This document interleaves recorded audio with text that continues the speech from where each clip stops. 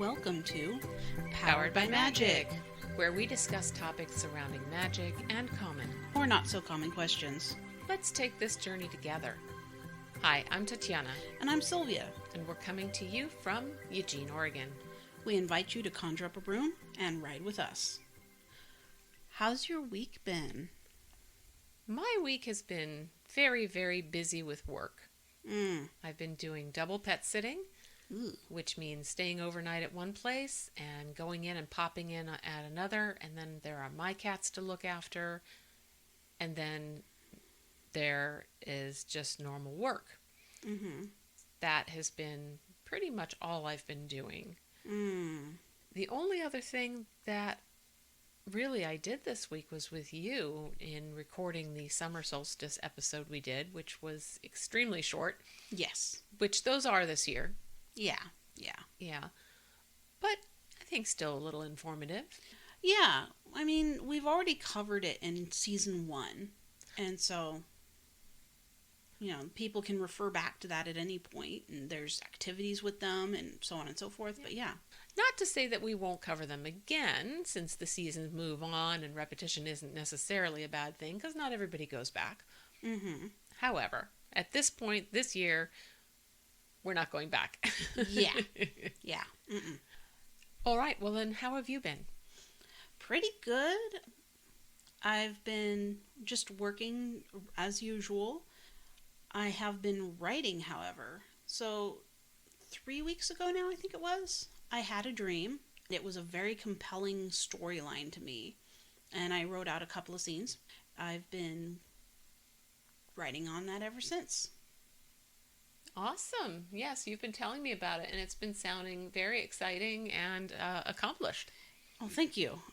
It's 8,000 words now. Well, yeah, 8,000 words now. So, in novelette territory rather than short story territory. Very cool. Thanks for sharing. Yeah, thank you. So excited. Yes. Shall we begin? Let's begin.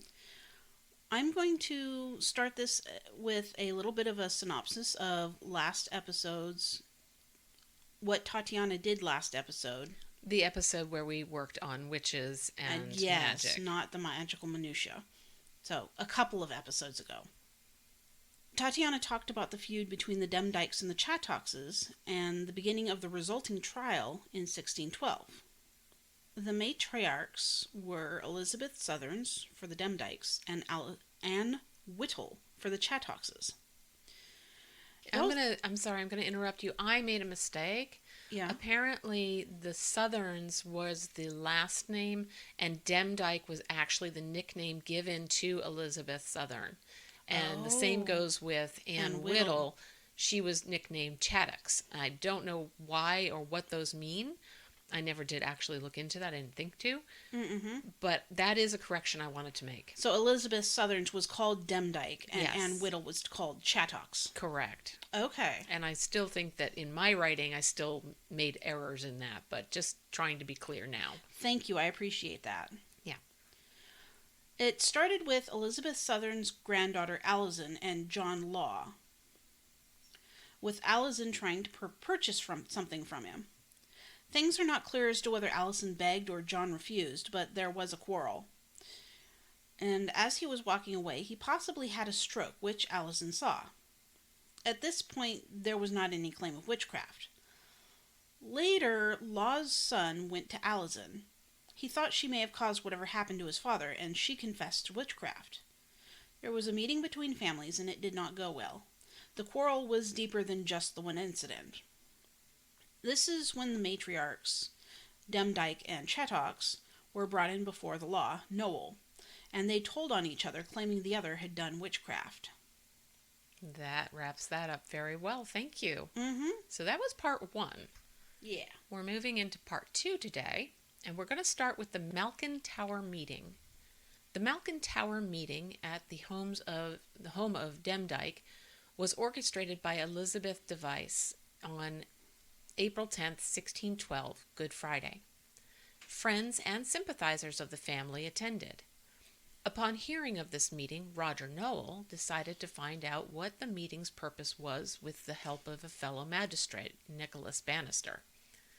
This led to the arrest of 8 more people: Elizabeth Device, James Device, Catherine Hewitt, John Bulcock, Jane Bulcock, Janet Preston from Yorkshire, Alice Nutter, and Alice Gray.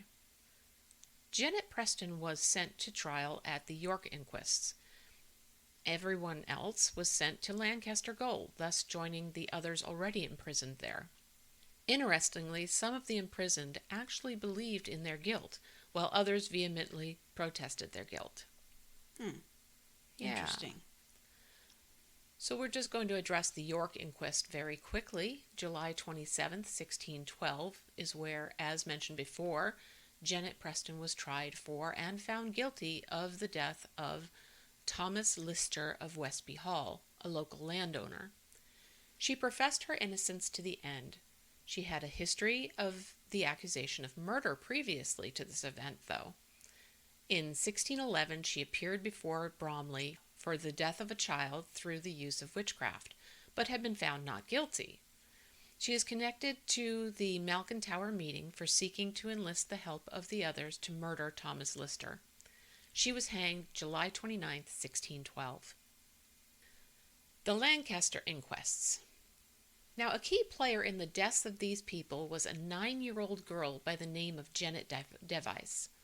She identified those that were at the Malkin Tower meeting, including her mother, brother, and sister. It was unusual to allow someone so young to be a part of a trial in the 17th century, but due to King James's book, Daemonology, it was permitted for this purpose. 9 of the accused were found guilty and hanged on August 20th, 1612, at Gallows Hill, Lancaster. 1, Elizabeth Southerns, died awaiting trial, and Alice Gray was the only one found not guilty. Right. I don't think that clarifies why she wasn't found guilty, but we'll move on and see what we find. Yeah. So more in depth. On August 18th, Anne Whittle, also known as Chattox, pleaded not guilty to the charge of murder of Robert Nutter. James Robinson, a tenant of the Chattox family 20 years previous, recalled that Nutter had said Chattox had been turning his beer sour, and that was commonly believed that she was a witch. I believe in order to attempt to save her daughter's life, Anne Redfern, she succumbed to the charges against her. She asked for mercy for her daughter in the end. Now, so many people gave in when their children were brought to... Yeah.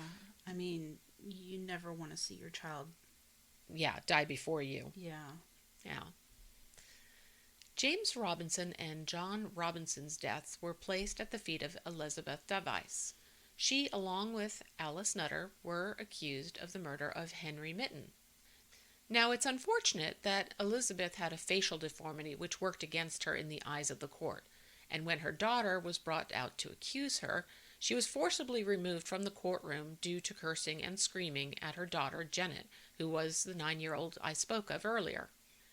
Janet explained how her mother had a familiar, a dog named Ball, with whom she contrived to carry out various murders, and how she had seen her mother making a clay figure of John Robinson, who she was accused of murdering. Elizabeth was found guilty. James Device was accused of having murdered John Duckworth and Anne Townley, using witchcraft. His earlier confession to Nowell being used against him in court, and that of his sister Janet's statement of him conjuring a black dog to help him kill Townley was sufficient evidence. He was found guilty. I have to wonder, was this the Janet, the little girl, was she coached in what she was supposed to say, or was, I gotta wonder. It could be, of course it could be. I also think, if she had any kind of grudge against her family, sometimes children do. True. And maybe she was, somehow bribed, could be, the whole, I don't want to die. That's true. That's very, very true. Oh my goodness. I can't imagine somebody going after a little kid like that, though. But they did. I know they did, but it's horrific. Yeah, I mean, some of the things we've covered before with the witch trials really shows how horribly they went after the children. Oh my God. Anyway, sorry, I didn't mean to interrupt. No, that's fine. That's absolutely. Now, August 19th, Anne Redfern's first appearance in court proved to be lucky in that she was acquitted of the charge against her, the murder of Robert Nutter, due to unsatisfactory evidence. However, the next day did not prove the same. The charge of murdering Christopher Nutter, Robert's father, was brought against her. She declared herself not guilty. A statement made to Noel by Demdike declaring that Anne was seen making clay figures was admitted into the hearing. Many claimed her as more dangerous than her mother, as a witch, but she stood fast as to her being not guilty.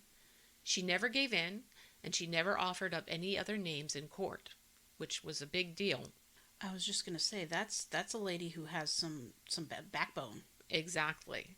And she was found guilty. Surprise, surprise. Yeah. Jane Bulcock and her son, John, were said to have been seen at the Malkin Tower meeting, wherein a sheep had been stolen from a neighbor. They denied being there, but Janet Device once again stood in court and claimed their presence, and that John had been turning the sheep on the spit. They were also accused of the use of witchcraft in the murder of Janet Dean. They were found guilty. Alice Gray and Catherine Hewitt were both accused of the murder of Anne Fowles. Both were pointed to as having been at the Malkin Tower meeting and to have said that they had killed the child Anne Fowles. Alice Gray was not found guilty, but by all accounts of the history of hangings, Catherine Hewitt was. Again, it's a mystery as to how Alice Gray ended up not found guilty. Alice Nutter was charged with murdering Henry Mitten with the use of witchcraft. She was different from the rest in that she was comparatively wealthy and a widow.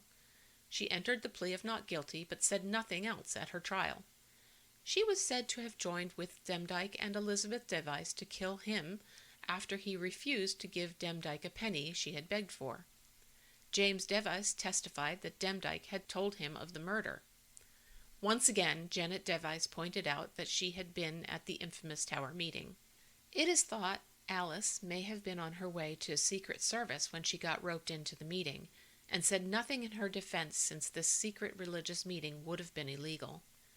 Much of her family were Catholics, and 2 of her family members, who were Jesuit priests, had been put to death for it. She was found guilty. Oof. Alizon Device, the one who had encountered with John Law, you remember him, right? That was the incident which brought this all on, was accused of witchcraft, which she had previously already admitted to. What was uncommon was that he was present at the trial and confronted her in court. And she was found guilty. Yep, of course. And that brings it all to an end. It was a mess. The curious thing is that so many people died, and they were all from different families. Mm-hmm. So I think that something was, in medical terms, was happening in the village. So like some sort of sickness going around or something? Yes. Okay. That's my suspicion. And that then people were starting to point fingers. And the Malkin Tower meeting, for some reason, was a really big deal. Sounds like it. Yeah. Anybody who was there was charged. It's what it seems like. I think, as I mentioned in part 1, I believe this was one of the bigger trials that was held. I think you said it was like 2% of all of the... Yeah. So it was a very large number for trials that were done in the witch trial era. It was crazy. It just makes me shake my head. Yeah. Because it's just, that's all you can do. So I think out of that, was it 12 people and were tried and 11 died? Something like that. I said it in the beginning. My memory's terrible. Yeah, I don't remember either. Terrible. All right. I'm done. It's up to you. All right. Now we're talking about Roman magic. So, last history lesson, we went with Greek magic. This time it's Roman magic, and they are fairly intertwined because the Romans took a lot of culture from the Greeks, including quite a few gods, but simply renamed them to fit in with their current pantheon. Ancient Roman magic is the topic today. Actually, much of it was illegal, drawing a fine line between what a religious practice was and what was called magic. Originally thought to have come from Persia and Zoroastrianism by the Romans of the time, it was held in low regard by at least a few high-ranking intellectuals because of the rivalry that was held with Persia. I'll explain that a little bit better later. Okay. It was thought to be widely used by the Roman lower classes as a way to get free of anxiety and get a sense of revenge. It came in much the same forms as Greek magic: amulets, curse tablets, incantations, and enchantments. Poisons were included under the magical umbrella in Roman times, apparently. Well, that actually kind of makes sense. Yeah. The reason magic was illegal is magic that was seen as an antisocial act, and so deemed illegal by those in power. Antisocial here is taken to mean someone who is able but not willing to perform their social duties. It was thought that some of the big brouhaha around magic was for control purposes, as just about anybody could have been accused of practicing magic, as we just saw in our previous history lesson that Tatjana gave us. Yeah. This antisocial view of magic was pervasive around the 12 Tables period, or around 450 BCE, to Christian Rome, 380 CE, when Christianity became the official religion of the Roman Empire. So basically, it was magic was seen as antisocial because you were doing it only for yourself and not for others. Oh, interesting. And you were expending that energy on your own behalf rather than sharing it. Okay. One of the known intellectuals that looked down upon magic was Pliny the Elder. He wrote Natural History, a series of books on general Roman thought and knowledge at the time, consisting of 37 books split into 10 volumes. He was the one who wrote down that magic came from Persia theory. Pliny did not believe in incantations, personally thinking magic was a Persian scam. Yeah. Regardless of the fact that it was illegal, and some of those in power questioned its efficacy, magic still remained popular. It gave people a sense of control when they felt that otherwise they had none. It was reassurance that people would get their just desserts, especially in the case of unsolved thefts or other unsolved crimes. Knowing the future through astrology was also a big draw. It was also mostly perpetrated by men, as opposed to the common thought of the time that women were the primary practitioners. If I remember right, it was something like 68% of the names on the curse tablets and stuff were men. Interesting. Yeah. Or 78, I can't remember. The only new form of magic that's different from Greece is poisoning. Poisoning was seen as magic because of its unpredictability, as well as its ability to be hidden. It could be colorless, or tasteless, or very potent, etc. It was also associated with women, seen as the only way a woman could physically overpower a man. The ancient Romans had a rich magic tradition despite the illegality of it. It was, and still is, a powerful tool in the arsenal of the human psyche and the material world, and that is why it appealed to so many then as now. Many people still look down on it. However, I am glad that magic is no longer illegal and that we can practice freely, despite what others may think. It helps. So far, we have no idea the way things are going nowadays.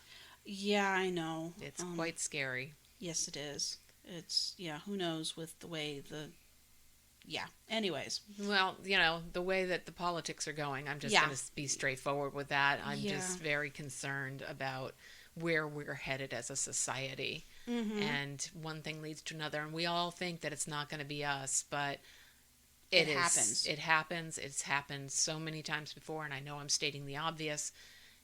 I think witchcraft is not that far off of being on the table again. I mean, it's still a ways, but... Yeah, there's still at least a facade of religious equality here. At this point, yes. A facade is well put. That was the only thing. I mean, yeah. Anyway, sorry to go there.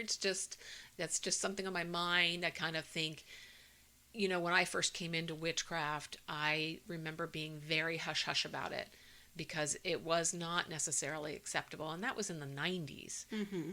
It was becoming more popular.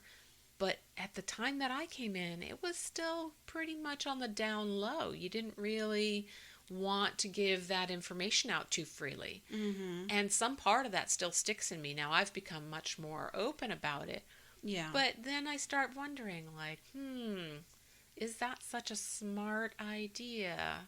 And I know that that's a little bit paranoid, but I don't know. Today's day and age. It's only been a small amount of time that it's even been remotely acceptable. Yeah. Yeah. And I think you're right. I think it's a possibility that we could swerve back into that, hey, it's not acceptable anymore. Yeah, I mean, we're going back into the persecution of women already Mm-hmm. with the whole abortion thing. Mm-hmm. And that's not top on the list of what's going on, but it's not far behind. Yeah. Or maybe it's equal to, maybe it's more appropriately said to what's going on with the larger community.